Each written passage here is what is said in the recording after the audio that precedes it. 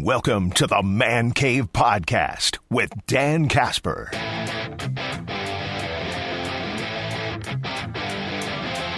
Packers are in the middle of their mandatory mini camps right now at Lambeau Field in Green Bay, obviously. But taking some time with us this morning out of his very busy schedule to keep us updated on everything that's going on over there. A good friend, Mr. Rob Demovsky from ESPN.com, joining us again.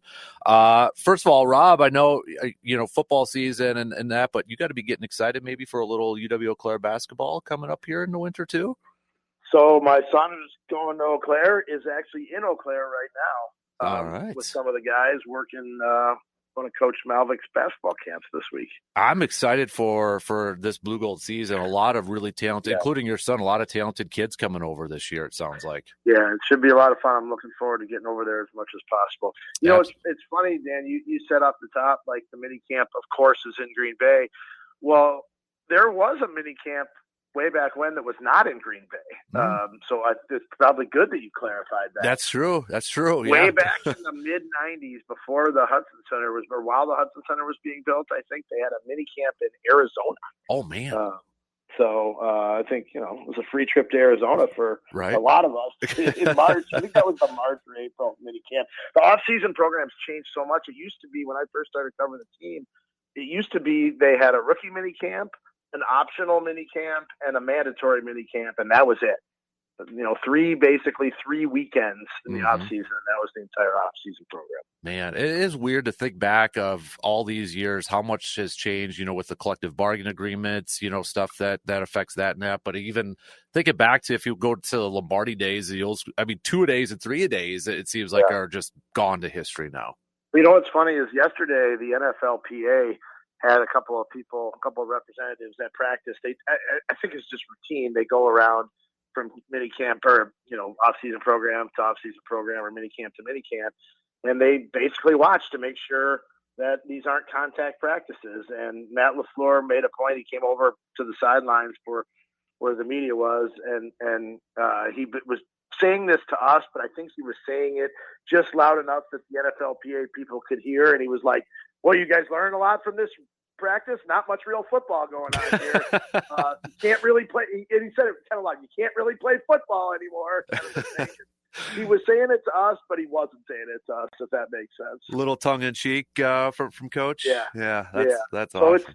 And I'm sure we're going to talk about things that we've seen at minicamp, but you got to preface it by saying this has basically been a jog through. The whole off-season program has been jog through speed. So I'd love to tell you that Matthew Golden is putting his foot in the ground and running these, electrically fast routes and beating guys, but we just haven't really seen that stuff. The only thing you can really tell is, two things: who's lining up where, meaning like what position changes or lineup changes might be in the works, and then just who's healthy. Mm-hmm. Yeah, well, kind of, and then also, obviously, I want to ask you about Jaire, because that's been a big topic of discussion here, and kind of a weird offseason, after the season was over with, what he said and locker room clean out, like, didn't really have anything nice to say or didn't think he was going to be here. Then Goody at the combine kind of making comments that seemed like he was going to be gone. Then it sounded like, hey, are they going to reconcile?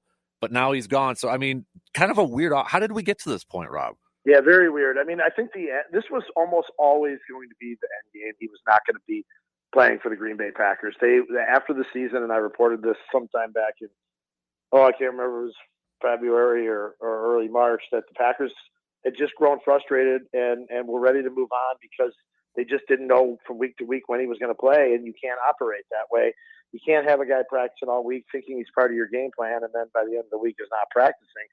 And so, I was fairly certain, based on what my sources were telling me, that Jaire would never play here again. Then they found that they weren't really able to trade him, and then it became, okay, well, maybe we can work something out.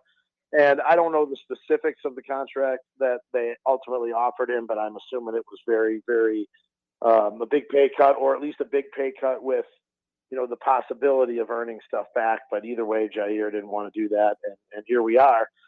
This is, Dan, why teams and players have March roster bonuses, so that these decisions have to be made before they pay them in March. And in Jaire's case, he didn't have one this year. And it really kind of, made the process drag out, because if they owed him $6 million on, March 15th, saying that we never would have been to this point, they would have cut him before March 15th. So it's a little bit, when you see these, why do players have these March roster bonuses? Well, it's A, to help the player, but it's also to help the team have to make a decision and not drag these things out. I know you guys got a chance to talk to Goody yesterday too, and he seems to be really high on his new top three corners with Carrington and Keyshawn and the newcomer Hobbs over there. In your opinion, do you think, that they should make because you got a lot of fans saying, well, Asante Samuel Jr. is still available. Do you bring back Rasul Douglas and that? But it seems like Goody's good with what he's got right now. I mean, that's what he said, but I guess his actions over the next couple of months will determine if he really believes that. Mm-hmm. I don't necessarily disagree with him that he's got three pretty solid corners. But where I probably would tend to disagree is I'm not sure they've got a guy, right? Mm-hmm. Like, I don't know. Keyshawn Nixon told us after the season that he wanted to be the number one corner. Well, you can want to be a lot of things, but I'm not sure that he really is. Nate Hobbs is the guy who's played inside, played outside. Carrington Valentine's mostly an outside guy. Decent player, but he's not. I mean, he was a 7th round pick for a reason, right? Mm-hmm. And then you look at, okay, even if you like those three guys and are convinced that those three are good enough to be, play championship football, what do you have behind them? And right now, their top, the next two cornerbacks who probably would be next in line are a 7th round pick this year in Micah Robinson and a 7th round pick last year in Kalen King. I believe he was a 7 off the top of my head. And both of those guys are hurt right now. Now, I don't think it's anything major. Kalen King had a cast or a wrap on his left forearm yesterday when we saw him. Micah Robinson, we did not see, but he is allegedly injured. They don't obviously have to give injury reports at this time of the year. So now you're looking at, okay, well, who do you have back there? There is one name that maybe people should keep an eye on.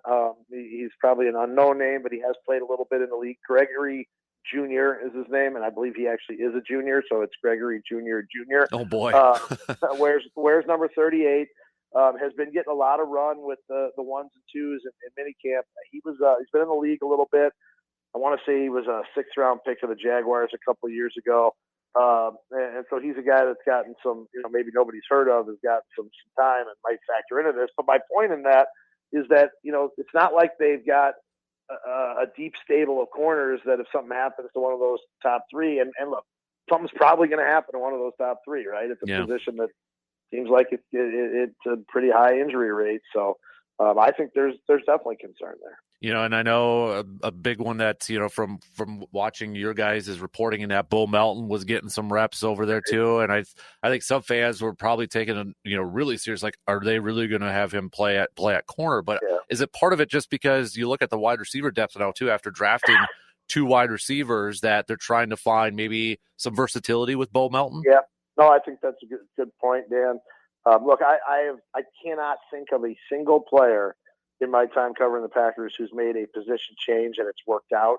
Usually they're moving you positions because they don't think you're good enough to play the one you were playing. So why would you be good enough to play one that's not your natural position, right? Mm-hmm. But in this case, he's not necessarily moved off of receiver completely. I mean, in one drill yesterday, in the same period, he caught a pass and tackled Tucker. I say tackle, there's no tackling, but covered Tucker Kraft. Catching a pass. So it is a little bit Travis Hunter-like, but I do think you make a good point. They really like Bo Melton's athleticism. He's one of their better special teams players.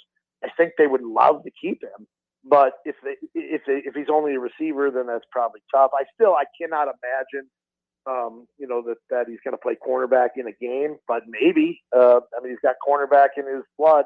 His brother Max, the second round pick of the Cardinals last year, and had a pretty good rookie year. So playing cornerback. But I asked LaFleur. I said, was this out of necessity or out of intrigue? What Melton could do, and he said, well, a little bit of both. Interesting. Hey, Rob, before we let you go, I know this was kind of like a national topic or headline the last week or the week prior. Jordan Love, has he regressed? From last year and such, and I know Matt LaFleur answered questions about it, Jordan Love and such. I mean, but really, what do you think heading into year 3? Because I'm sure some people are going to say, well, Rodgers led the team to a championship in year 3 as a starter. Sure. Love's entering year 3. Is Jordan Love entering a pivotal year in your opinion, or do you think that's kind of a narrative that's unnecessarily being exploded out there? Well, what was it, year 5 for Favre? Right? Yeah, They didn't go to the Super Bowl till '96. So, sure, it's a pivotal year, but it is a make or break year? No, I don't think so. I mean, sure. Do you look at Jordan Love's numbers and are they worse? Yes, but I mean, for half the season, he obviously he missed the 2 games, but for the next several weeks and maybe even more than a month, he was not really moving that well. So, I will say this. The Packers and everyone involved are acutely aware of this narrative. And Dan, the first time since Jordan Love's really talked to us, it's the first time I saw him, and I only want to say get angry because he didn't, but he pushed back on a question for the first time ever, and it was that question is, why do you think you regressed? And he said, I believe his quote was, who says that I have? Yeah. So I just, there's a little bit of pressure there. Obviously, he's feeling it because he said that. But, I mean, this is not, I don't think that there's huge reason for concern. I think we were all spoiled by an 8-game run where he threw 18 touchdowns and 1 interception. I mean, Aaron Rodgers doesn't even have streaks like that or didn't in his heyday. So I do think expectations maybe got a little bit out of whack. I think I said this on your show when you had me on after the season. This year they won 11 games, and the year before they won 9. Yet the year before, people felt better about the season. So, I think it's just all a little bit of perspective there. Really quick, any concern about Elton Jenkins? I know he's at mini camp, but not practicing. Sounds like he wants a new deal. Any concern with that? Yeah, I mean, they say he's not practicing because he has a quote injury. I think his injury is that he doesn't want to get injured because without getting some more guaranteed money on this deal. Right. I think and maybe I'm wrong. Maybe he's got some sort of injury. Now, he wasn't here all off season, so sure, it's possible he showed up. The doctors looked at him and said, you're not practicing because you got this or that. But there's no question that he wants something done with his contract. He's not, from what I was told, he's not upset about moving to center. He's upset about the possibility that he's got no more guaranteed money. He could play center this year. If it doesn't go well, they could cut him with 2 years left on his deal, and he sees no more money. Gotcha. Interesting. He's Rob Demovsky. Make sure you check out all of his work, ESPN.com. Follow him on the X, and maybe we'll see you quite a bit at the Sound Tank Center watching a little hoops this winter too, Rob. Yeah, hopefully all the Eau Claire fans come out and watch because I think it's going to be, hopefully it's, that already is the start of a nice new era with Coach Malik. They had a great year last year. Absolutely. Hey, we appreciate the time, man. Enjoy the rest of the week, and we'll catch up with you again soon, okay? Sounds good, Dan. Thanks, appreciate Rob. It. You got it. There you go. Rob Demovsky joining us here this morning.